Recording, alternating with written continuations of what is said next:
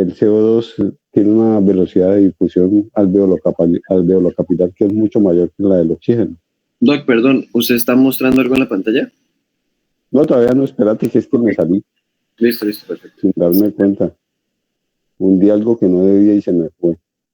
Pero bueno, esperen un momentico. Entonces, no, estoy haciendo un recorderis de lo que habíamos visto. Para eso, lo que les estaba contando era que al haber hipoxemia, el organismo responde con taquipnea. Y la taquipnea afecta más la salida, o sea, produce más salida de CO2 de lo que entra oxígeno.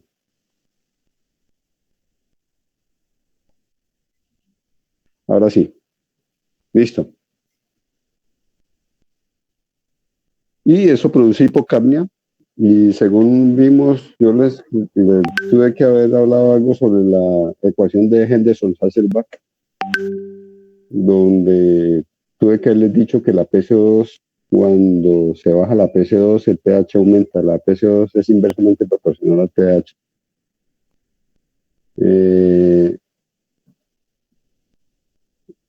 Entonces, pues se va a producir una alcalosis respiratoria. La otra parte que me interesa de la fisiopatología es el aumento de la presión pulmonar. Cuando se produce un TEP, el hecho de que haya un TEP, se va a producir un aumento de presión pulmonar. La presión sistólica pulmonar aumenta. Y habitualmente el ventrículo derecho no está diseñado para manejar cargas de presión alta. Cuando la presión sistólica aumenta en forma aguda, mayor de 40 milímetros de mercurio, un aumento agudo. O sea, el organismo se puede ir adaptando lentamente a un aumento progresivo y lento de la presión pulmonar.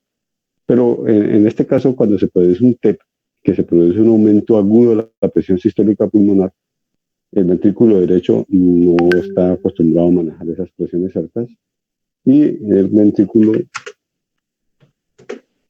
derecho cae en una falla ventricular. Esa falla ventricular se manifiesta por hipotensión. Aquí hay dos cosas. Uno es el ventrículo derecho tratando de vencer esa presión que tiene el lecho pulmonar que se elevó pues, de forma abrupta y en forma aguda. Y lo otro es que al aumentar la presión en las cavidades derechas, el septum interventricular se desplaza hacia el lado izquierdo, se va hacia el lado izquierdo. Eso va a producir una disminución de la capacidad volumétrica del ventrículo izquierdo. Entonces, la capacidad de recibir sangre, un buen volumen en el ventrículo izquierdo cae. En resumidas cuentas, esto va a producir hipotensión. Las dos cosas. Entonces, la falla del ventrículo derecho, que no le llega buena cantidad de sangre al pulmón y por ende no le llega buena cantidad al ventrículo izquierdo. Y adicionalmente, la poca cantidad de sangre que le llega al ventrículo izquierdo tiene disminuida su entrada porque la capacidad volumétrica está comprometida por el desplazamiento del septum interventricular. Entonces, esto va a producir una hipotensión que se va a manifestar como un shock. ¿De qué tipo? ¿Cómo se llama este shock? ¿Shock qué? ¿Hipovolémico? No, porque no hay pérdida de sangre. ¿Cardiogénico? ¿Qué tipo de shock? No, tampoco. ¿Cuál? Distributivo. No, distribución no, porque no hay vasodilatación periférica. Tampoco. Ah, carajo, me dijeron todos menos el que yo estaba pensando. ¿Cuál es el que yo estoy pensando? Obstructivo. Obstructivo. Obstructivo, se llama shock obstructivo.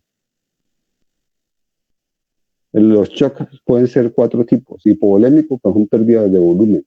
Distributivo, que es por vasodilatación periférica.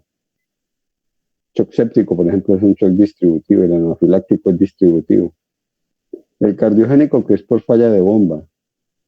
Y el obstructivo, que es el TEP, el neumotórax a tensión y el taponamiento cardíaco.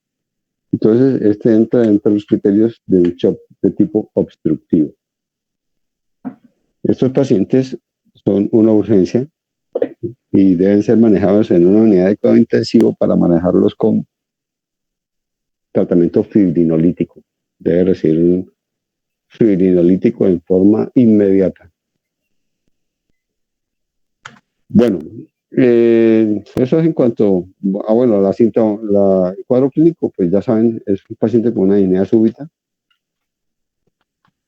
dolor torácico, hemoptisis,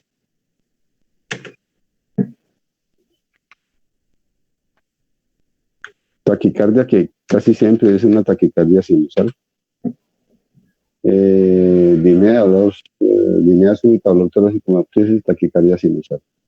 Y deben buscar cómo están los signos vitales y estar pendientes de que el paciente no vaya a hacer esta manifestación. Hipotensión, que sería un indicio de shock obstructivo. Cuando tenemos estos pacientes, nosotros pues tomamos algunos paraclínicos. No sé si hablamos de radiografía de tórax, electrocardiograma. ¿Hablé de eso o todavía no?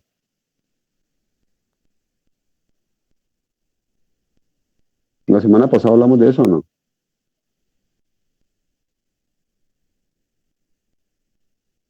No, doc. Listo. Hay unos paraclínicos que debemos tomar. Una radiografía de tórax, que habitualmente no sirve para nada. Y generalmente es para descartar que no sea otra cosa, que no sea un derrame pleural, una neumonía, alguna otra cosa.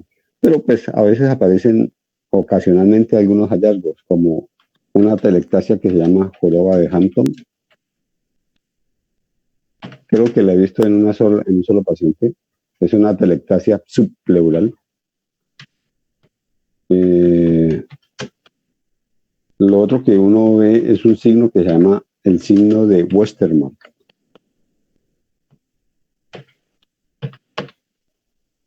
El signo de Westermarck, que es una zona de radiolucidez. Esa radiolucidez es provocado por oligoemia, o sea, no hay circulación en esa zona y esa zona se ve radiolúcida. Y hay un signo que se llama el signo de Paya, que es un engrosamiento de la arteria pulmonar. La arteria pulmonar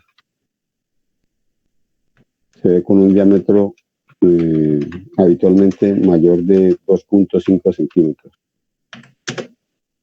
Eso, de todos estos he visto la joroba de Hampton, ninguno de los otros los he visto.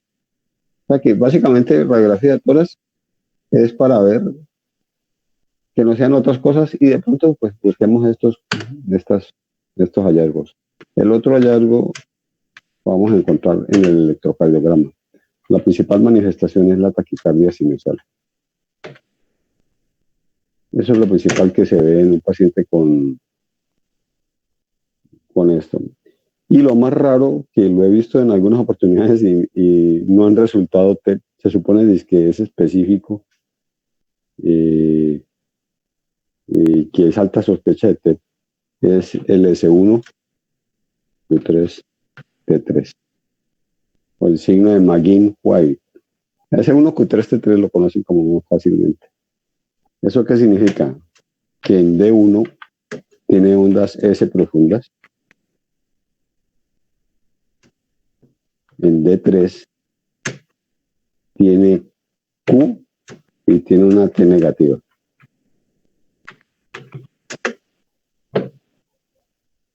D1, heces profundas, y en D3 hay Q, presencia de ondas Q y hay presencia de ondas T negativa. Se supone que es muy específico. Si lo ven en un paciente que tiene un cuadro clínico compatible con una dinámica súbita con el C1 QTST3, pues muy alta sospecha de TEP y de pronto de un TEP de riesgo intermedio o de riesgo alto. Ya saben que tienen que pedir unos gases arteriales. Hay que pedir una troponina, ya vemos por qué, un péptido natriurético, un cuadro neumático.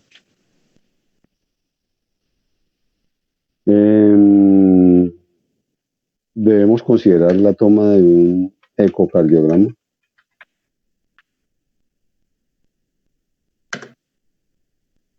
Y ahorita vemos la utilidad del número del angiotac, de la gamografía.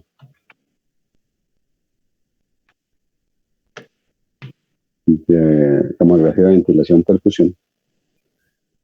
Y un ecodoppler de miembros inferiores. Listo, esos de pronto serían los exámenes que tendríamos que valorar. Bueno, entonces, cuando tenemos un paciente con una sospecha de TEP, nosotros debemos primero aplicar una escala que se llama PERC.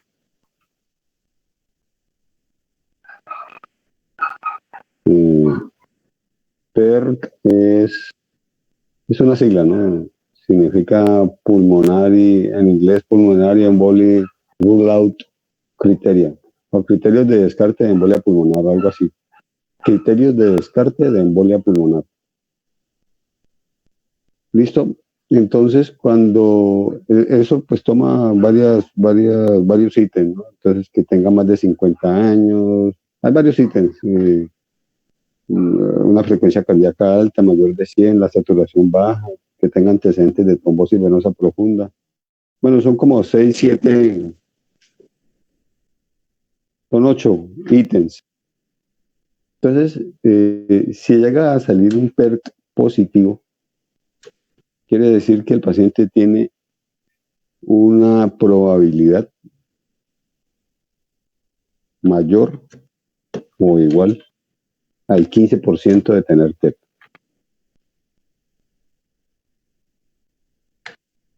Si el PERC es negativo, descarta TEP y busque otra causa. ¿Listo?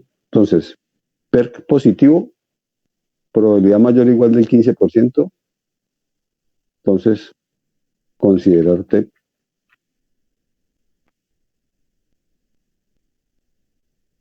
Y si el PERC sale negativo, descarte TEP y busque, no sé, busque otra cosa, busque un cáncer, un tumor ahí, una neumonía, busque otra cosa. Entonces, si tenemos el PERC positivo,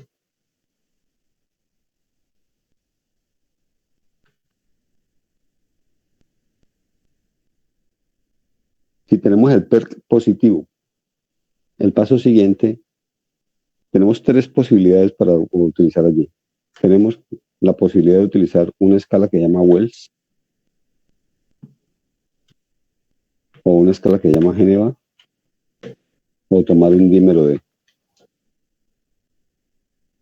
Ya. Entonces, esto es en caso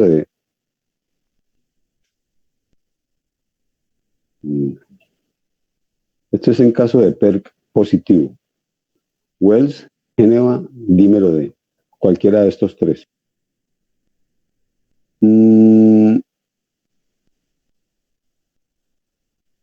Si sale alguno positivo,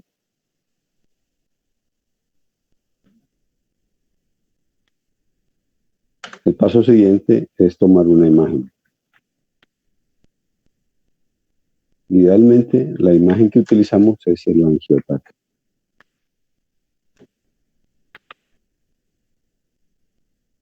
O en su defecto, utilizamos una gamografía, ventilación, perfusión.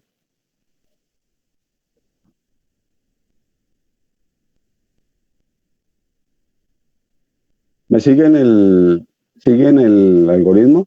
¿Lo están siguiendo? Sí, doctor. Sí, doctor. Listo. Entonces, ser positivo, usamos la escala de Wells o la escala de Génova. Estas escalas pueden ser, hay unas escalas de Wells simplificadas o completas, lo mismo que para Génova. Bueno, entonces, si es positivo, pasamos a la imagen. Si la imagen es positiva, pues obviamente diagnóstico de TEP.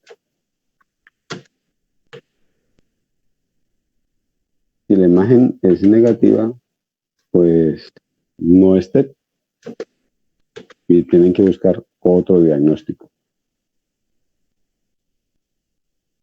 ¿Ya?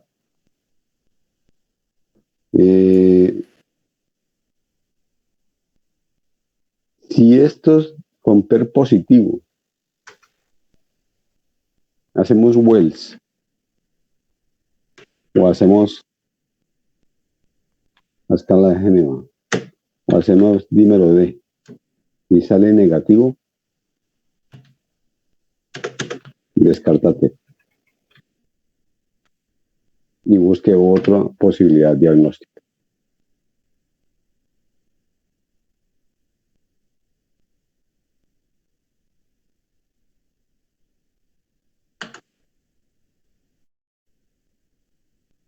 Listo. Ahora, ya tenemos el diagnóstico de TEP. Ya sabemos que el paciente tiene un TEP. Sabemos que llegamos hasta acá y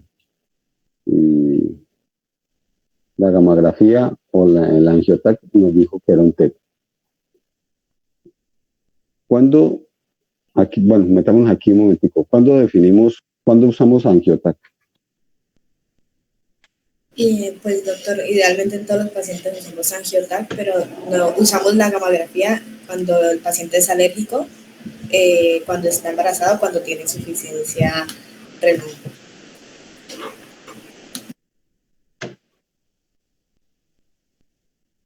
Embarazo, alergia y ¿qué más? Insuficiencia renal. Insuficiencia renal.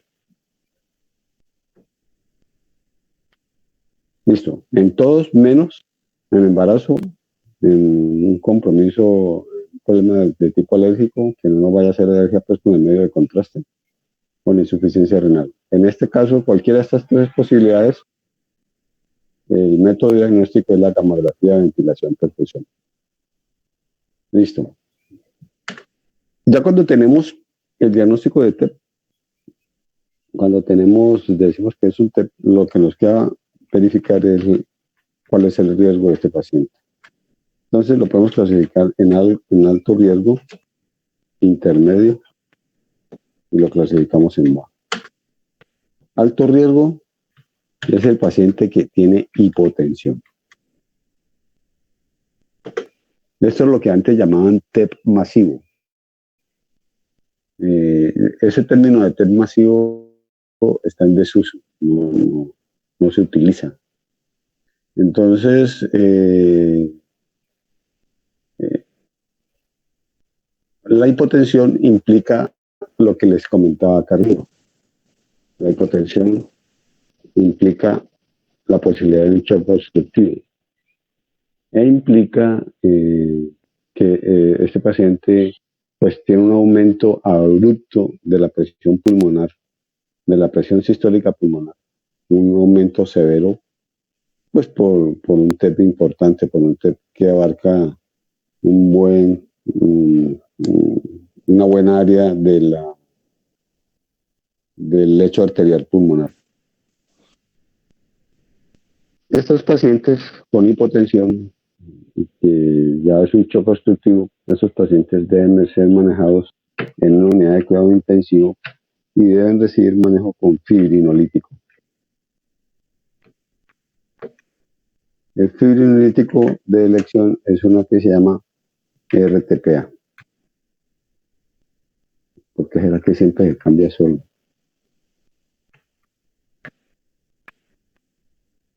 Bueno, qué carajo. Digámosle pues que es RTPA. En otras palabras, activador de plasminógeno tisular recombinante. Activador de plasminógeno tisular recombinante. El nombre lo dice, activa la plasmina, hace que la plasmina comience a actuar. La plasmina es el sistema fibrinolítico endógeno del cuerpo. Entonces, eso lo que hace es producir pues una ruptura del trombo y obviamente pues disminuir la presión aguda y favorecer pues la funcionalidad del ventrículo derecho.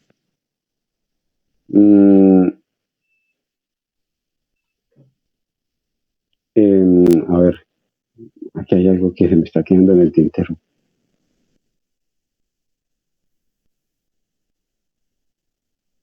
Bueno, dijimos que el manejo es de unidad de cuidado intensivo. Pasar de ese tipo de medicamentos, obviamente, ese tipo de medicamentos implica riesgos. Es un medicamento que tiene riesgo de sangrado, tiene unas contraindicaciones que son absolutas. Es un paciente que le han hecho alguna cirugía reciente, por ejemplo, intracraneana, una cirugía intraocular, una cirugía donde tener acceso para tratar de controlar sangrado es imposible, entonces tiene contraindicación para utilizar el activador de plasminógeno tisular. Entonces, en estos pacientes, cuando tiene contraindicado el uso de fibrinolítico, lo otro que se puede utilizar es un manejo, hacer una endarterectomía.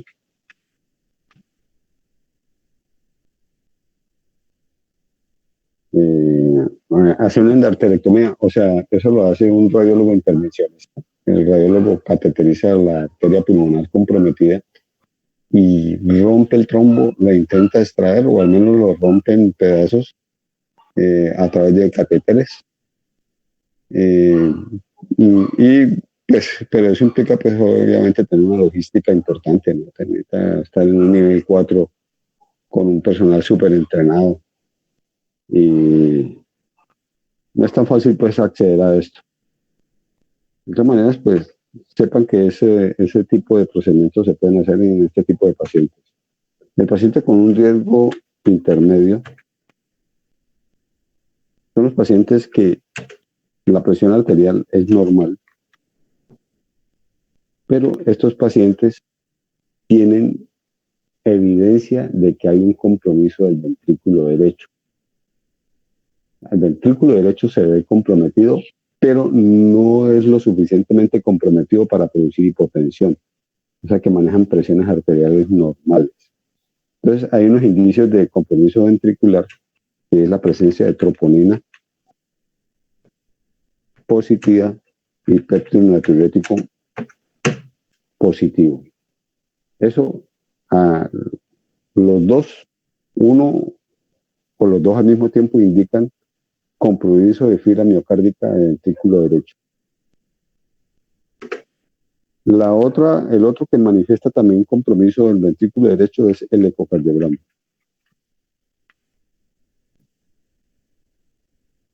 El ecocardiograma, muchachos, ¿qué entienden por esta sigla?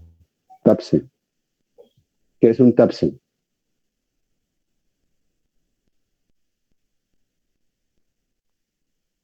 Desplazamiento del tricuspidio, ¿no? ¿Desplazamiento de qué? Sí, contame, ¿cómo es que es? Del anillo tricuspidio. Del anillo tricuspidio. Sí.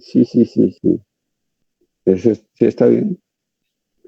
Pero entonces, esto es una sigla en inglés. Entonces la E sería excursión. La S es sistólica. Excursión sistólica del plano del anillo tricuspidio.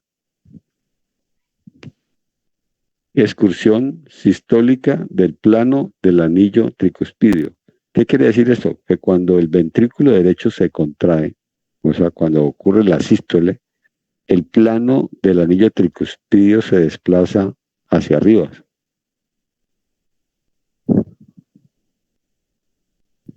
El plano del anillo tricuspidio tiene que desplazarse hacia arriba.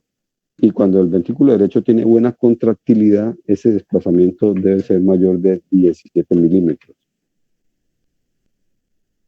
¿Listo?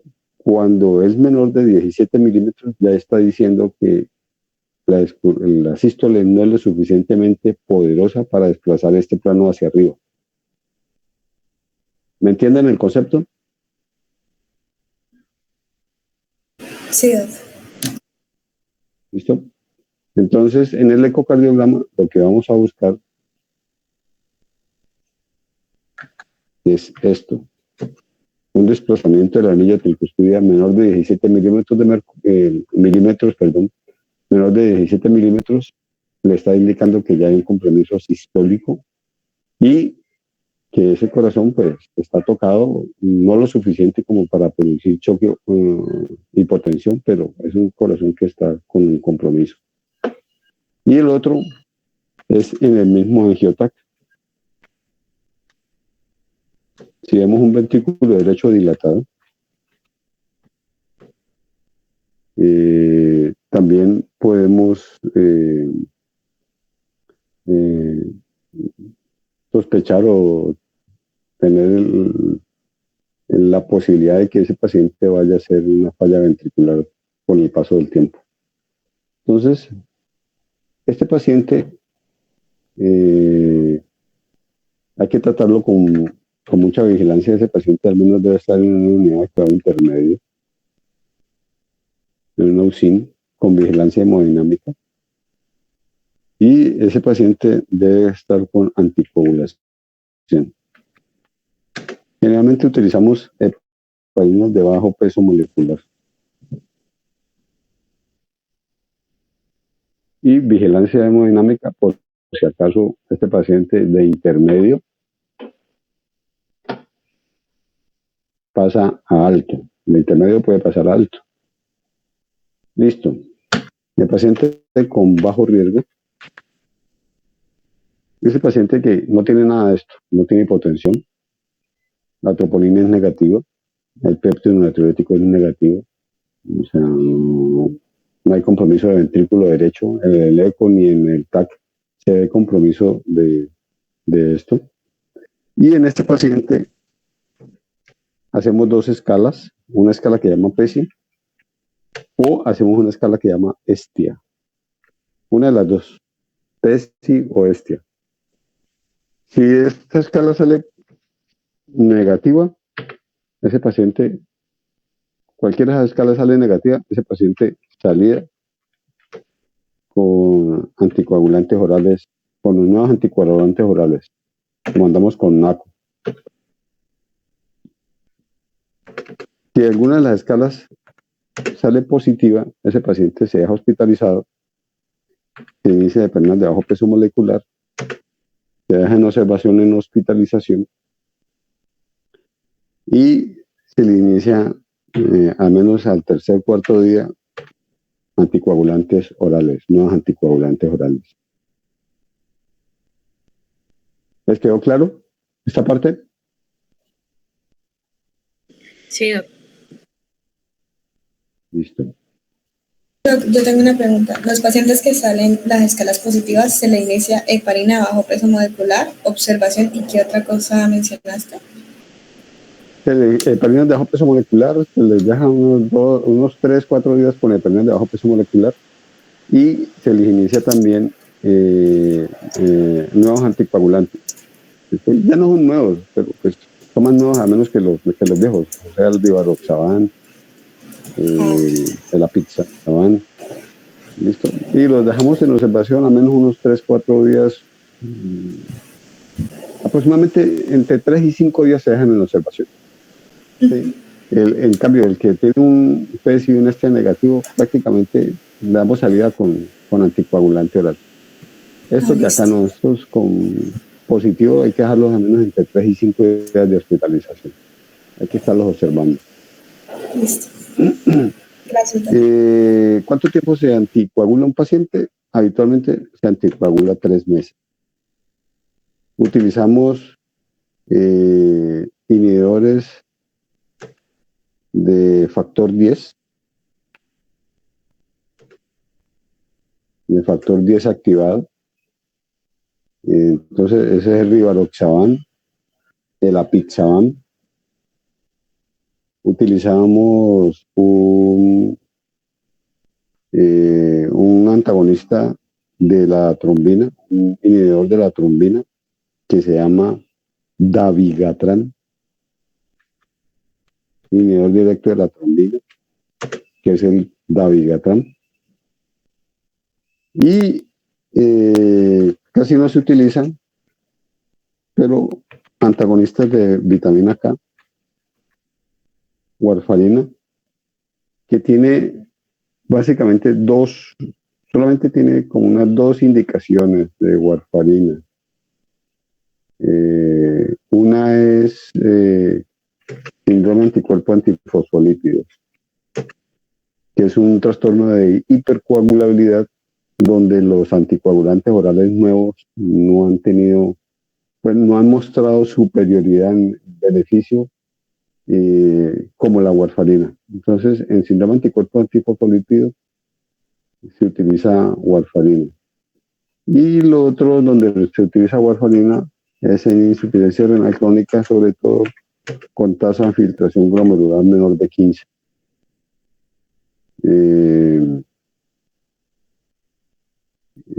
Y el otro que utilizamos, heparinas de bajo peso molecular, sobre todo en embarazo. Una mujer en embarazo esto es tasa de filtración glomerular por debajo de 30. Heparinas de bajo peso molecular en embarazo, no se puede utilizar ningún anticoagulante oral en mujeres en embarazo. Y habitualmente lo que les dije, 3 meses, y si la condición es permanente, por ejemplo, si tiene un síndrome de hipercoagulabilidad, pues la anticoagulación es permanente también, es indefinida. ¿Listo? Bueno, preguntas de TEP, muchachos.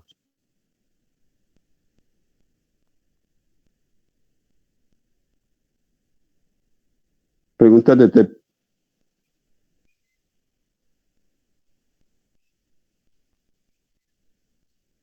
¿Ninguna pregunta? No. VIH. No. Listo.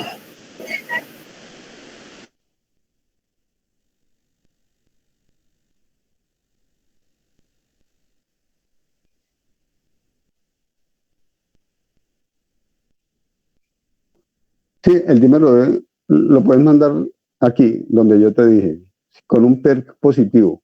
Si tenés un PERC positivo, manda el dímero D. ¿Ya? Si el PERC es negativo, no mandes nada. Se manda se investiga otra cosa. Se investiga otra cosa. El dímero D, ¿qué indica? ¿Qué es un dímero D?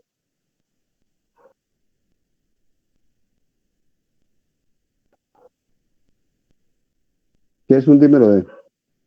Un fragmento de una proteína que forma los coágulos de la sangre. Es un producto de la fibrina. de la degradación de la fibrina. O sea, cuando el trombo de fibrina, cuando comienza a degradarse, nosotros tenemos un sistema fibrinolítico, un sistema que rompe la fibrina, que es la plasmina. Cuando la plasmina comienza a romper el coágulo, se produce dímero D. Entonces, la presencia de dímero D indica que hay un trombo que se está rompiendo. Pero eso tiene falsos positivos. El dímero D, por ejemplo, en un paciente con más de 48 horas de hospitalización, pierde,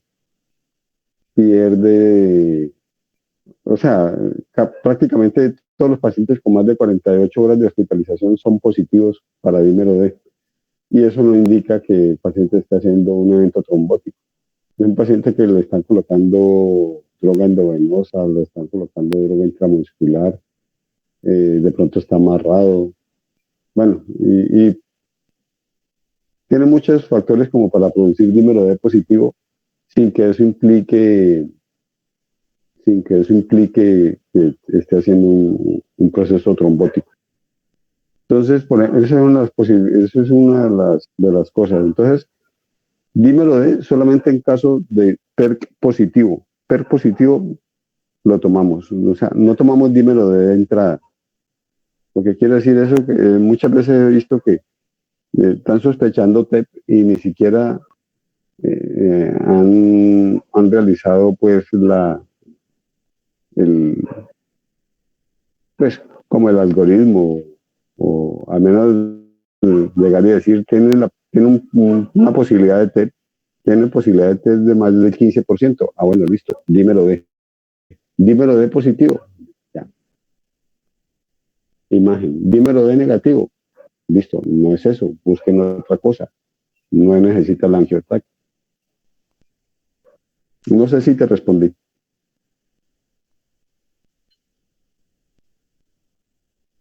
Bueno, entonces, hablemos de VIH. Bueno, VIH. Lo vamos a colocar aquí. Listo, esto salió como en los 80, ¿no? VIH, comenzaron a ver un poco de pacientes, eso en Estados Unidos, comenzaron a ver un poco de pacientes que están haciendo unas patologías raras que no se veían comúnmente y que implicaban que los pacientes tenían una inmunosupresión de tipo celular. Entonces, había un compromiso de la respuesta inmune celular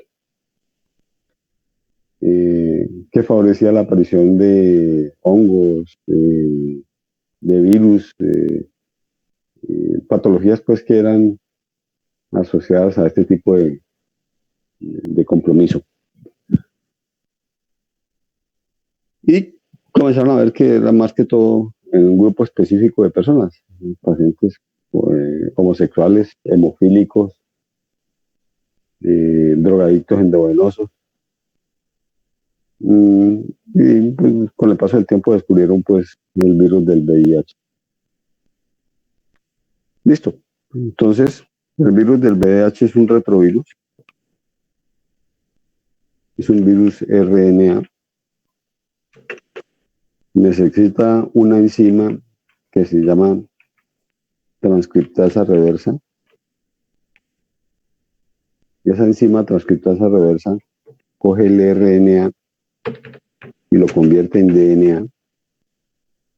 Y eso es lo que permite que se pueda incorporar al código genético de la célula hospedera. El virus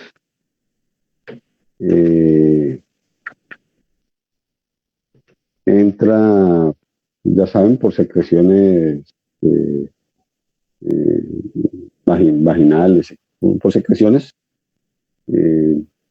entra por sangre, contacto con sangre. Y cuando el virus está pues ya cuando ha penetrado, invade las células, específicamente las células con receptores CD4.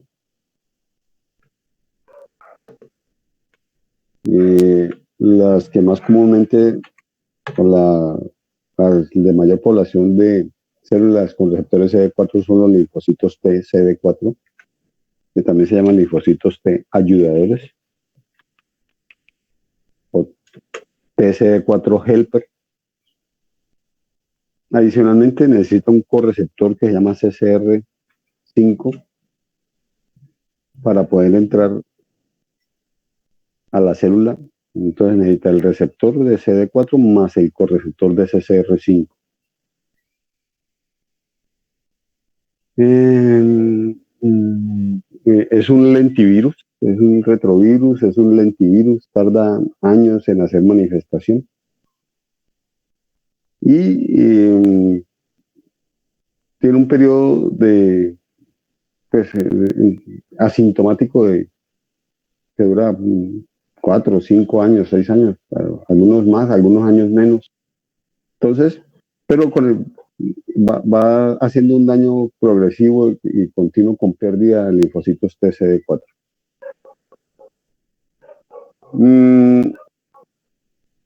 Bueno, ya dijimos los factores de riesgo. Los factores de riesgo, ya dijimos que entra por contacto sexual, por sangre. Sangre, entonces, básicamente, las transfusiones de sangre es muy difícil que lo presenten. Ya todos los pacientes donadores, los que donan sangre, tienen estudios pues para determinar la presencia de VIH. Esa sangre le hacen mucho estudio, o sea que por una transfusión es muy difícil que se vaya a producir una infección por VIH. No es imposible, nada es 100% seguro, pero no es tan fácil que una transfusión lo vaya a producir. Pero los accidentes laborales con sangre sí son importantes. Y eso nos corresponde a nosotros que somos personal de salud. Entonces, personal de salud, los que manejamos pacientes, los que manejan, no hablo solamente de médicos, hablamos de todo personal de salud, auxiliares, enfermeras, todo personal que maneja pacientes puede tener un accidente laboral y entrar en contacto con sangre contaminada y puede contagiarse pues con VIH. El otro contagio que es con sangre es el contagio vertical. Ese se refiere de la madre al bebé. Ese contagio ocurre en el momento del parto, que es cuando las dos sangres se ponen en contacto. La sangre de la madre con el bebé se pone en contacto en el momento del parto. Durante el embarazo, la sangre no está en contacto, la placenta no pone en contacto las dos torrentes sanguíneas. Entonces, el riesgo más alto es en el momento del parto y el contacto de la sangre de la madre con la del bebé. El otro que tiene que ver ahí con sangre son los drogadictos endovenosos, que comparten jeringas. Entonces, una persona contaminada contagia a otra, sobre todo pues heroinómanos, que son los que utilizan este tipo de droga endovenosa. Obviamente, en esta parte de aquí, todo lo que implique una conducta sexual de riesgo, promiscuidad, y no solamente homosexualidad, heterosexualidad. Las heterosexuales, el hecho de la promiscuidad aumenta el riesgo de contagio de VIH. Listo, entonces, ténganlo en cuenta en todo este grupo de personas. Todo este grupo de personas, o sea, muchos. Son bastantes que hay que tomar en cuenta para buscar VIH. Bueno, como les dije, inicialmente el VIH no produce síntomas, excepto una cosa que llama el síndrome retroviral agudo.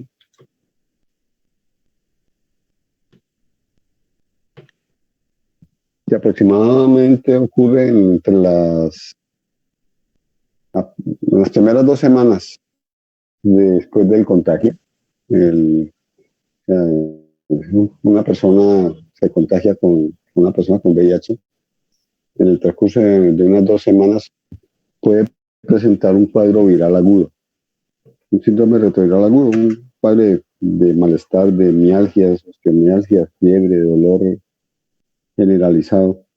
y es un cuadro que dura unos 2, 3 días y remite espontáneamente. En este momento, cuando pasa ese síndrome retroviral agudo, existe la posibilidad de encontrar una carga viral alta. Después de ese tiempo, la carga viral baja a unos niveles pues no tan altos, no tan importantes, y el paciente queda asintomático por años hasta que comienza a hacer pues ya sus manifestaciones por inmunosupresión. El VIH per se no produce algunos síntomas por VIH mismo. Hay algunas patologías que el VIH por sí mismo produce. ¿Cómo cuáles? Sarcoma de Kaposi. ¿Qué pat- El sarcoma de Kaposi. No, ese lo produce, el sarcoma de Kaposi lo produce el herpes tipo 8, no lo produce el VIH. O sea, el VIH es el factor que posibilita la aparición del sarcoma de Kaposi. Pero no, yo estoy hablando de patologías producidas directamente por el VIH. ¿Las tienen o no las tienen? Listo. Entonces, el VIH, generalmente el VIH no produce manifestaciones. Sí produce manifestaciones en algunos, ahorita les voy a mostrar cuáles. Pero habitualmente las manifestaciones del VIH son por inmunosupresión.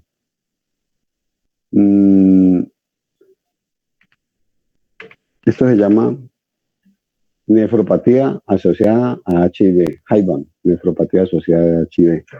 Hay una que es una demencia asociada a VIH,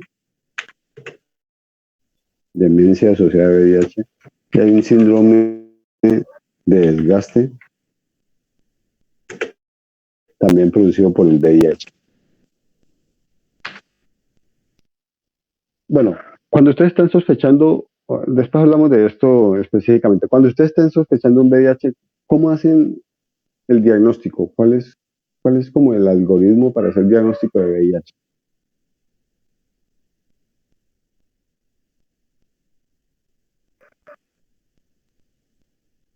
¿Cuál es?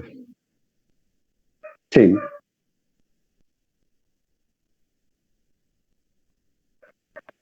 Listo, entonces bueno, lo que se hace aquí habitualmente es una prueba rápida de VIH. Si la prueba sale positiva, pedimos una segunda prueba, una ELISA.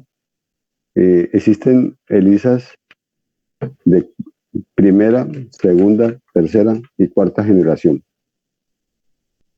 ¿Sí? Habitualmente pedimos una ELISA de cuarta generación. Entonces, hacemos una prueba rápida positiva, ELISA de cuarta generación. La ELISA de cuarta generación, todas las ELISAs, todas las de primera, segunda, tercera y cuarta generación, todas detectan anticuerpos contra VIH, todas. La de cuarta generación, adicionalmente, además de detectar anticuerpos, detecta el antígeno P24 del VIH. 1. ¿Listo? Entonces, pueden pedir cualquiera. Idealmente, una ELISA de cuarta generación para detectar la presencia de esto, que puede ser positivo solamente por la presencia del anticuerpo o también por la presencia del antígeno P24. Esto es lo que se hace aquí.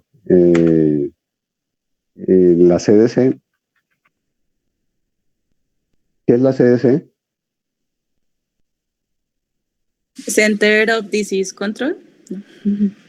Center Disease Control, sí. En Estados Unidos, Center Disease Control, ellos desde un principio piden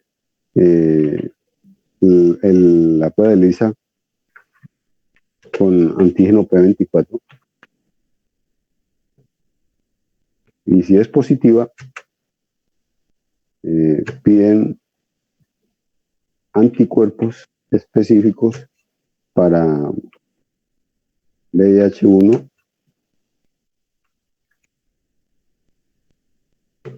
como para VIH tipo 2. Bueno, se me olvidaba decirles eso. VIH puede ser VIH tipo 1 o tipo 2. El que habitualmente tenemos en nuestro medio es el VIH tipo 1. El VIH tipo 2 es un poco menos agresivo y es más común en África. Nosotros pues tenemos acá tanto en todas las Américas, arriba, abajo, en todas, el que predomina es VIH-1 tipo 2. Entonces, ellos piden una ELISA con antígeno P24, que si llega a salir positivo, piden una prueba para determinar cuál de estos dos es, si es VIH tipo 1 o VIH tipo 2. Nosotros aquí no hacemos esta, nosotros así, seguimos este esquema de acá. ¿Qué pasa si la primera prueba es positiva y la segunda prueba es negativa? ¿Quién desempata ahí?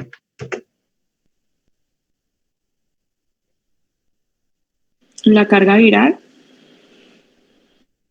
El desempate lo hace la carga viral. Entonces, primera prueba positiva, segunda prueba negativa, carga viral. Carga viral positiva, pues obviamente diagnóstico. Carga viral negativa, pues no es diagnóstico. Y es otra cosa y busque otra cosa. ¿Listo? Entonces, ese es el algoritmo diagnóstico para VIH. Ya después de que tenemos diagnosticado el VIH, tenemos que pedir para clínicos, tenemos que buscar otras comorbilidades. Entonces debemos investigar sífilis, debemos investigar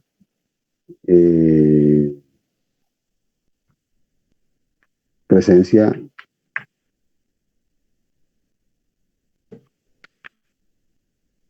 de IgG para toxoplasma. Debemos investigar una PPD. ¿Qué es una PPD, muchachos?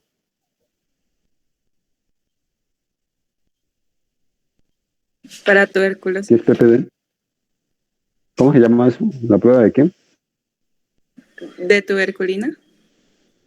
Una prueba de tuberculina, exactamente. Entonces, le pedimos una prueba de tuberculina que se considera que es positiva cuando es mayor de 5 milímetros. O sea, más de medio centímetro de induración, no de enrojecimiento ni nada, sino de induración, indica que la PPD es positiva y podemos estar en presencia de una TB activa o de una tuberculosis latente, una de las dos. Una TB activa o una TB latente. Entonces le pedimos sífilis, toxoplasma, PPD. Pedimos una prueba para citomegalovirus, habitualmente inmunoglobulina M, para citomegalovirus.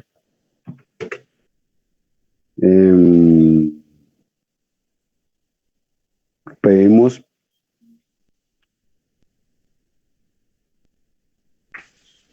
un antígeno de superficie para hepatitis B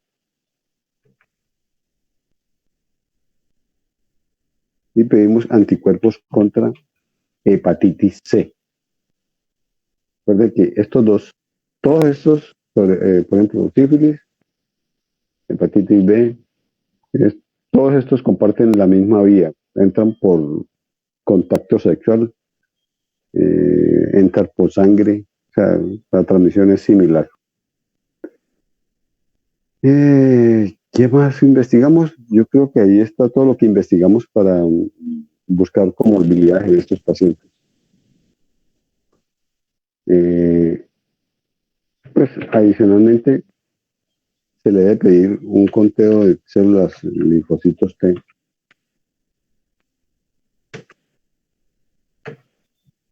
CD4, CD8. Conteo de linfocitos CD4, CD8. Pedimos una carga viral.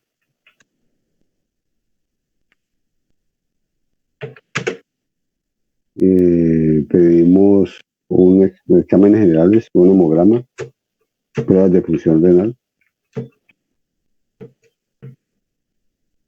un perfil lipídico que es importante, sobre todo si los pacientes van a recibir un grupo de medicamentos que se llaman inhibidores de proteasa. Las dislipidemias en estos pacientes son severas.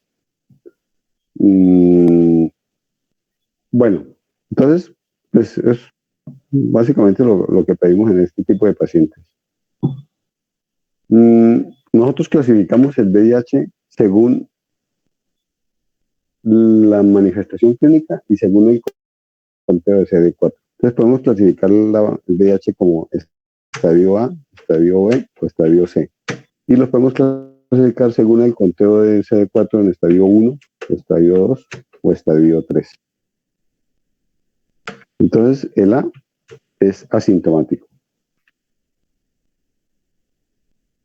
El B tiene patologías que no definen SIDA.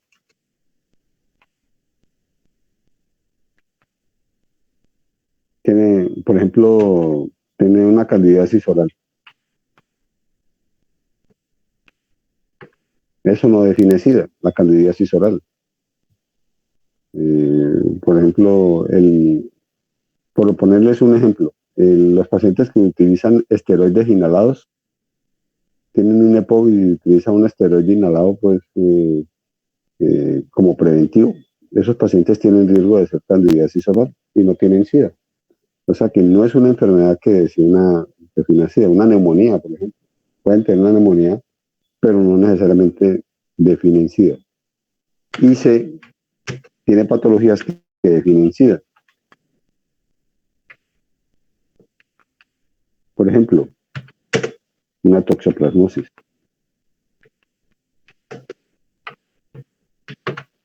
Una toxoplasmosis cerebral. Eso define SIDA. Listo, entonces, los podemos clasificar según las manifestaciones. Dime. Ahí en la C sí entraría lo del sarcoma. El sarcoma de Kaposi define SIDA. Ese paciente, o sea, cuando hablo de SIDA, estoy hablando del síndrome de inmunodeficiencia. Esto ya indica que hay una inmunodeficiencia. Acá, bueno, tiene riesgos para hacer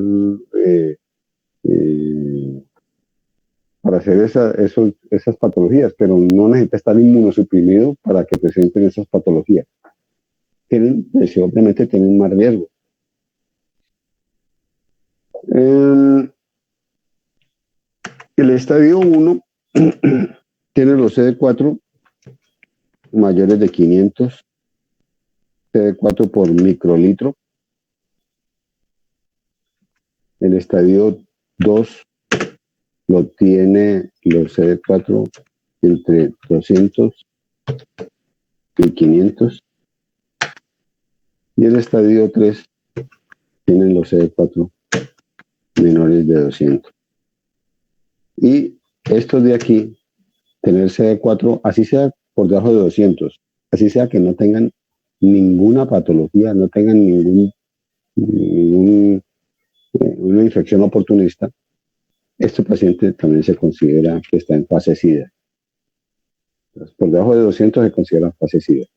Entonces, una persona puede estar asintomático y puede ser A3, puede estar sin ninguna patología que defina SIDA, pero con un CD4 por debajo de 200. Entonces, colocamos VIH estadio A3. ¿Ya? Y así se pueden combinar, o sea, los números y las letras se pueden combinar de acuerdo a este cuadro clínico que es como esta especie de escala que les acabo de dar aquí. Listo. Entonces, hacemos el diagnóstico siguiendo estas cosas, hacemos la clasificación siguiendo estos datos que les doy.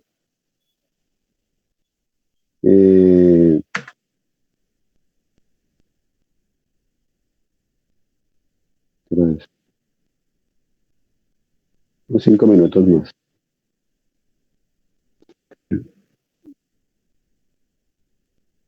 Bueno, entonces ya tenemos un paciente, lo tenemos diagnosticado, tenemos todos los paraclínicos que tenemos que solicitar para empezar a meterle en un programa.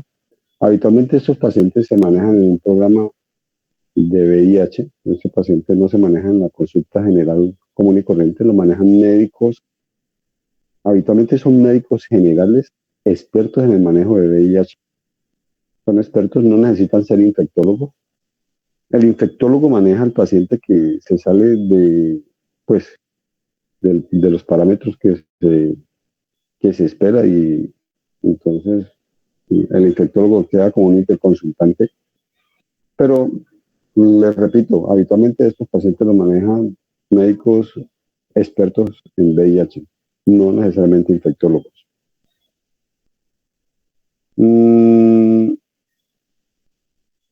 La idea con estos pacientes es, cuando hacen diagnóstico de VIH, independientemente en qué estadio se encuentre, no importa que sea A, B, C, 1, 2, 3, no importa, sin definir en qué estadio esté, todos estos pacientes deben recibir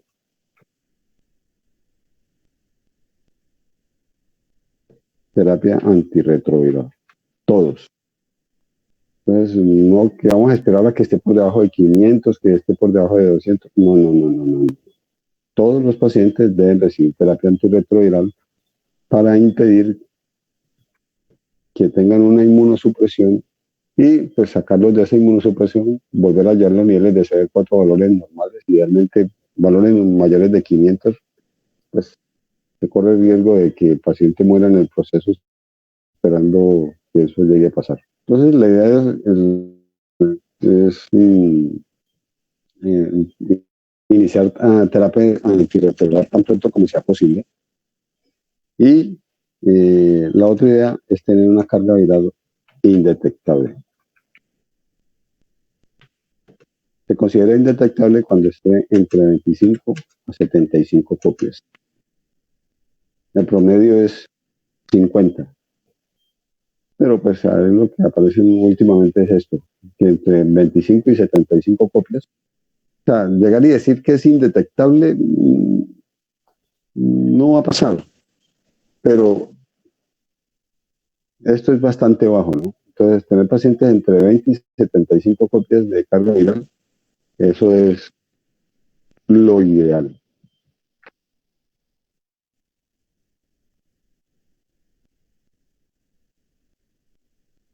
Para hacer esto,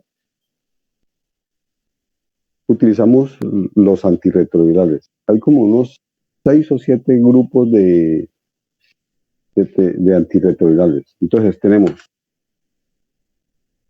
utilizamos una terapia en inglés, HART, significa terapia antirretroviral altamente efectiva, algo así. Bueno, terapia antirretroviral altamente efectiva. Esta terapia antirretroviral altamente efectiva implica el uso de 3 antirretrovirales de 2 grupos diferentes.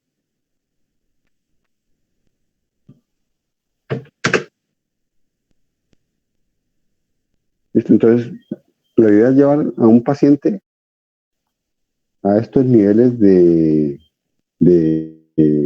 copias de VIH utilizando este esquema. 3 antirretrovirales de 2 grupos diferentes. Yo cuando esté aquí, se puede simplificar el esquema. Hay esquemas simples de 2 antirretrovirales que se utilizan cada 15 o cada 30 días. Ya se ha simplificado. Son pacientes muy bien seleccionados que pueden recibir 2 antirretrovirales, ya abandonar esto de 3 antirretrovirales de 2 grupos diferentes. Pero para iniciar, los pacientes deben tener este esquema, 3 de 2 grupos diferentes. Entonces, ¿cuáles son los grupos? Tenemos inhibidores de transcriptasa reversa nucleósidos. inhibidores de transcriptasa reversa no nucleócido.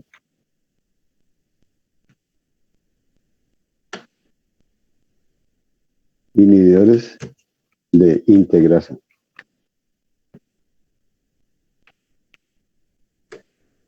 Inhibidores de proteasa.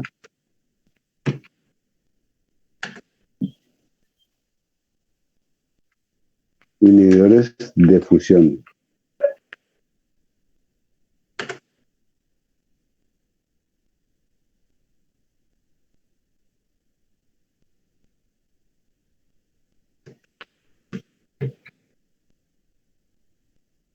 Inhibidores de entrada. Ya hay otros nuevos también que se llaman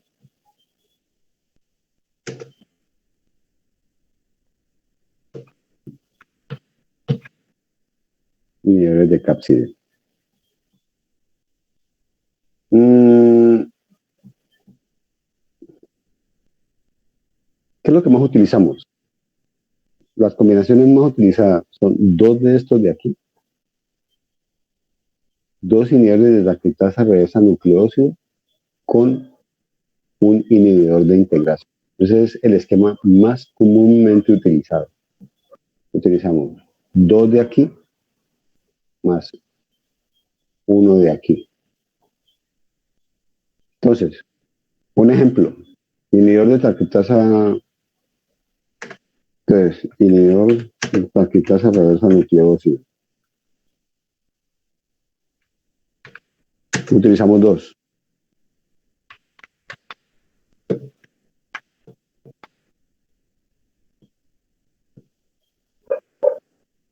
Inhibidor de transcriptasa reversa nucleócido, tenofovir, por ejemplo, serían estos dos, tenofovir en tricitabina y un inhibidor de integrasa. Un inhibidor de integrasa. Aquí puede ser raltegravir. ¿Ya? Entonces, el esquema más utilizado son estos, dos nucleócidos con uno de integrasa. Eso es lo más utilizado. Hay más inhibidores de transcriptasa reversa no nucleócidos. Hay más, está la abacavir, está la lamivudina. Listo, entonces se pueden hacer diferentes combinaciones. Podemos utilizar un inhibidor de transcriptasa reversa nucleócido con un no nucleócido o con un inhibidor de proteasa. Estos de acá, estos últimos, inhibidor de fusión,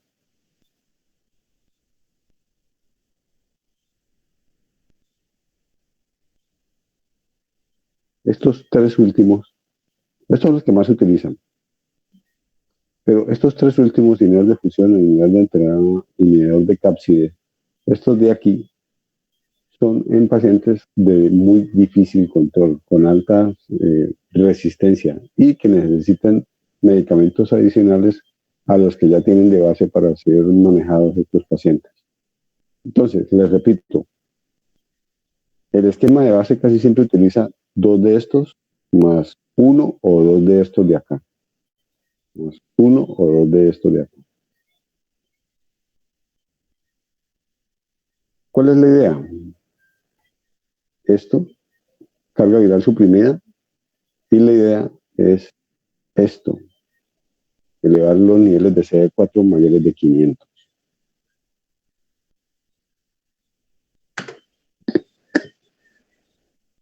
Muchachos, dejemos ahí.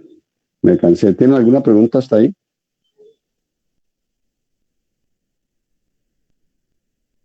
No, todo claro. Bueno, listo. Dejemos ahí. La otra semana acabamos VIH. Acuérdenme, yo que he revisado con ustedes. ¿Qué tema hemos revisado? Sí,